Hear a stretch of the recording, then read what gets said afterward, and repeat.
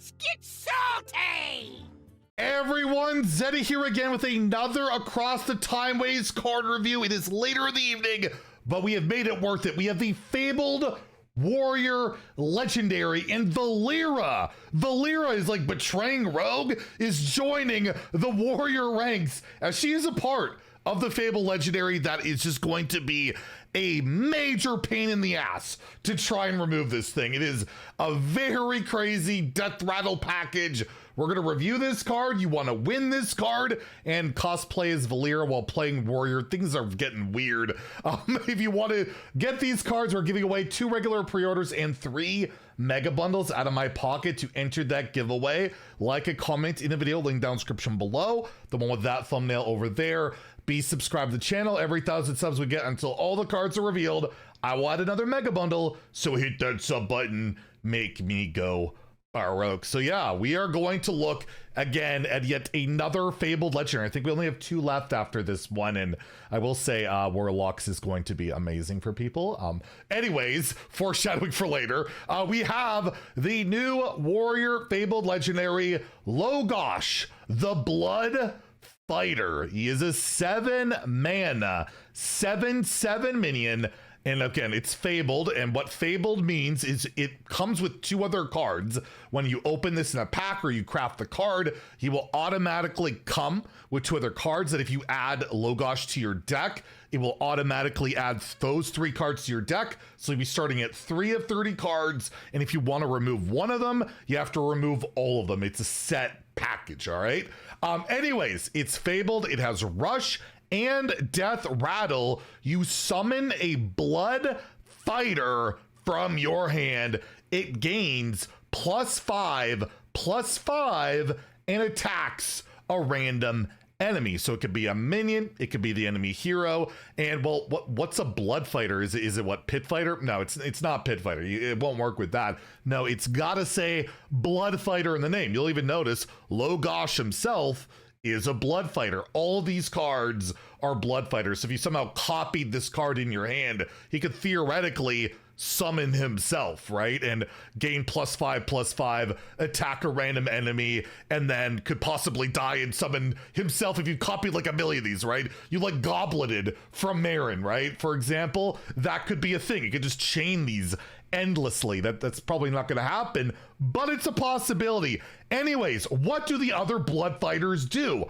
Well, we also have Brawl, the Blood Fighter, as well as a 7 mana 7/7 minion. It has Taunt, Deathrattle, summon a Blood Fighter from your hand, give it +5/+5 and Taunt. So unlike the other one that will make the Blood Fighter attack, it will give it Taunt. So if you have another Blood Fighter, like you have multiple in your hand, for example, and it gets summoned, you get that Taunt, they have to kill that, and that will likely, or almost certainly, summon another Blood Fighter, which can get another effect, right? So these all kind of chain together, and it's a lot of stats, and it's either hitting you, giving you Taunt, but yeah, that's 2 of the 3 Blood Fighters. We have one more, and yes, as I mentioned, VALEERA has joined the ranks as we have VALEERA, the Blood Fighter, a 7 mana 7/7 minion. They're all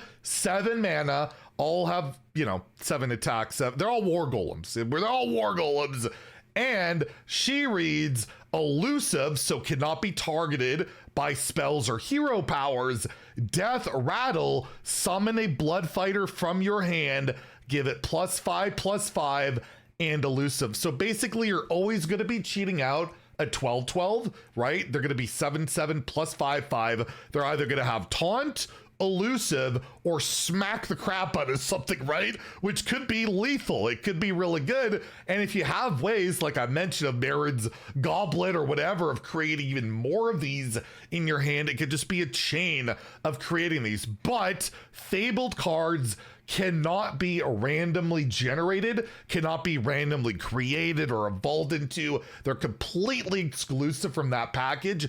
It's purely if like it's discover a copy from your deck or discover a minion from your deck or a goblet, right? So your options are very limited on how you could create more. But if you just drawn all of these cards, it could be pretty darn annoying to try and get rid of. Like they're 7/7s, they're not like nothing. You can't completely ignore them, and then they get to be 12/12s, and it can be a real frustration. We saw that new card, right? The 5-mana card can get that whole chain going where you summon one out of your deck, and if you're holding a couple other, how are they removing that, right? Like it's going to be very difficult. I guess if you're playing Shaman, Hex can work unless it's a VALEERA, right? She has elusive, so there's even a bit of counterplay to all of that. So it's definitely a much more narrow style of Fabled card, very Deathrattle centric. Almost want to cheat these out. You could chemical spill one out and get the chain going that way, and it won't even die to chemical spill, so that could be good. Like you have multiple ways of trying to get these going, but you really need to have them in hand, right? If you don't have these guys or guys and gals in hand, these cards don't do a heck of a lot, right? You really need to be drawing, but we've seen card draw, multiple card draw options this set already, and we already have, you know, all you can eat and other options like that, where I feel like it shouldn't be too difficult to get that going. And then you just have this really annoying sticky board that can present lethality, could push damage, can give you taunts.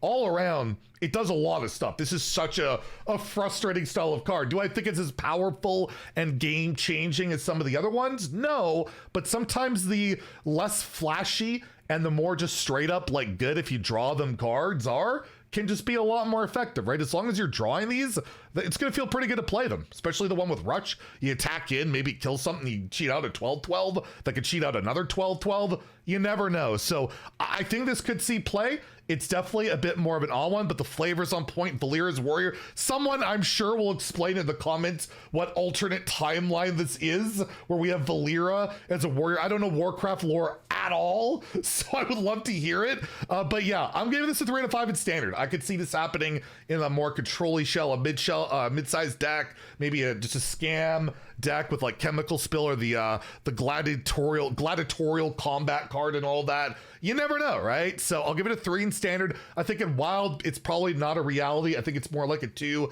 where if you want to chain and get specific cards, I'd rather get some stuff that's literally going to win the game, like on the spot, which is only really available in wild. So we'll give it a 2 there, but my goodness, I think it's a really cool card. Again, I keep saying, I think the Fable cards are really rad. The design just makes me excited to try them.